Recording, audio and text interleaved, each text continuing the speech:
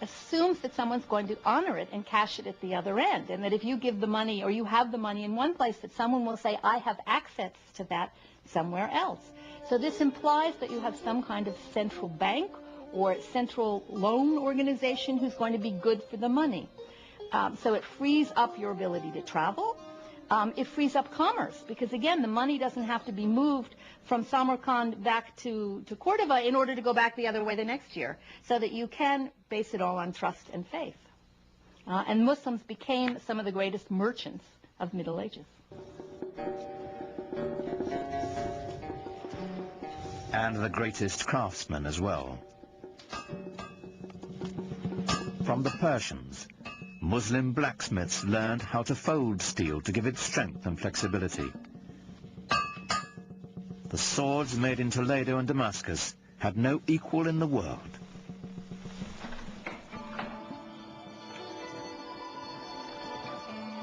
But the economic backbone of Islam's expanding wealth was textiles. The demand for the products of Muslim looms was enormous, for cashmere, cotton and silk.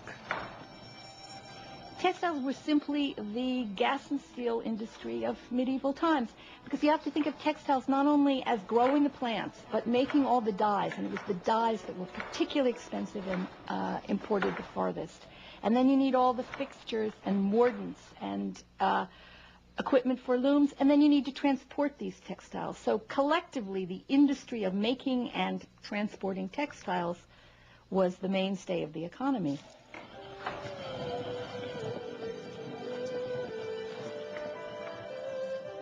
While Europeans settled for coarse woolen and linen garments, Muslims wore brocaded fabrics of organdie, damask and taffeta, words that came into the English language from Arabic and Persian.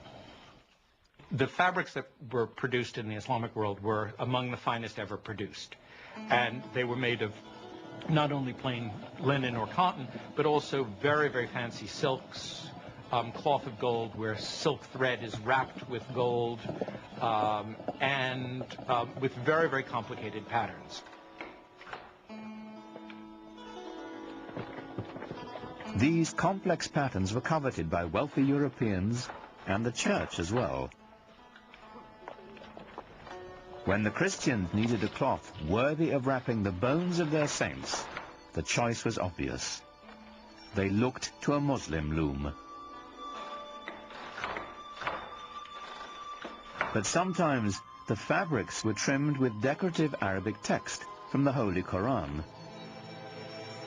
And so the words of the Prophet sometimes appeared in shocking proximity to Christendom's holiest icons.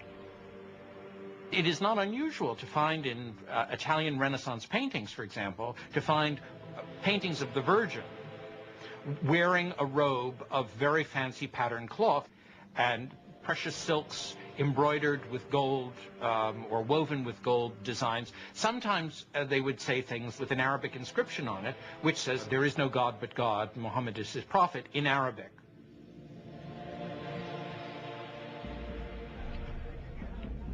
After almost 100 years of broken treaties and sporadic fighting, the Muslims reached a turning point in their struggles against the Crusaders. It came in the person of one of Islam's most celebrated figures. His name was Salah ud-Din, but the West would remember him and come to revere him as Saladin. There is certainly one thing that we must recognize about Saladin, and that is that he was successful where many others of his faith and of his part of the world had not been. That he possessed one unusual feature, in addition to his intelligence and his robust physical strength. He certainly seems to have been a great inspirer of his military followers.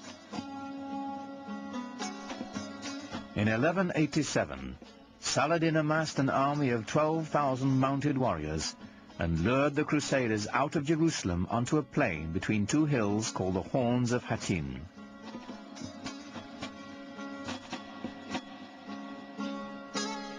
On the evening of July 3rd, after a long march, the Crusaders camped on a barren hillside. there was nothing but a waterless terrain. And we're talking about July, we're talking about the Middle East, we're talking about incredible heat and no water.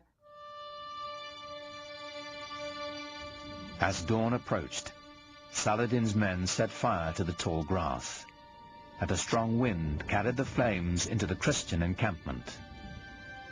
And very soon they found themselves surrounded, as in the Muslim tactic, by their enemy, and panic set in.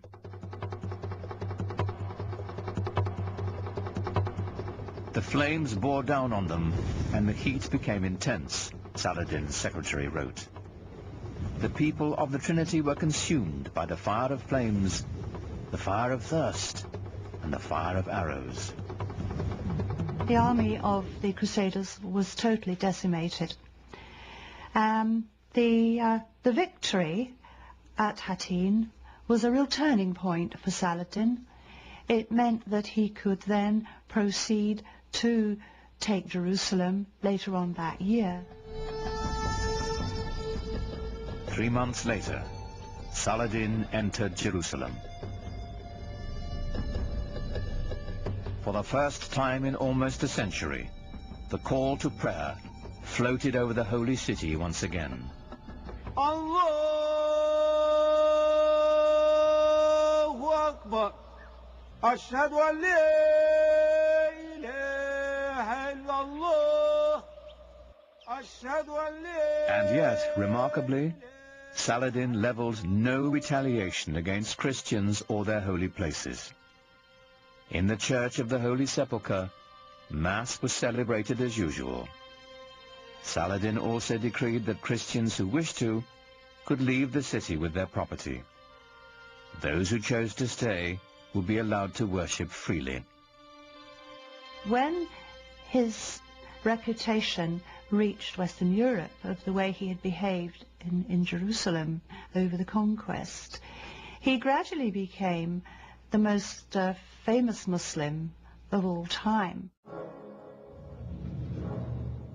Saladin's victory did not put an end to Western aspirations in the Near East. Other crusades would follow, though, as with the first, they would hardly have an impact on the larger Islamic culture. The Crusaders would eventually be driven from their citadels along the coast and return to Europe. Their only lasting legacy, a few abandoned castles. But the returning Crusaders found themselves changed by their contact with Islamic culture. The long-term impact on European life would be profound.